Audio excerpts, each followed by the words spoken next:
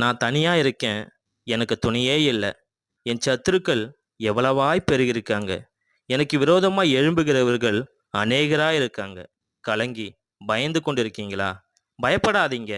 உனக்கு தீங்கு செய்யும்படி ஒருவனும் உன்மேல் கை போடுவதில்லை என்று சொன்னவர் உன்னை பார்த்து சொல்லுகிறார், பராக்கிரமசாலியே, கர்த்தர் உன்னோடு இருக்கிறார் என்று சொல்லுகிறார். மீதியானியரின் சேனைக்கு பயந்து போரடித்துக் கொண்டிருந்த கிதியோனை பார்த்து பராக்கிரமசாலியே என்று சொன்னவர், பயந்த மனுஷனையே ஆண்டவர் பராக்கிரமசாலி என்று அழைக்கிறார். உன்னை நீ பலவீனன் என்று நினைக்கிறாய், ஆண்டவரோ உன்னை பலவானாய் பார்க்கிறார். நம்முடைய ஆண்டவர் பலவீனனையும் பலவானாய் மாற்றுகிறவர்.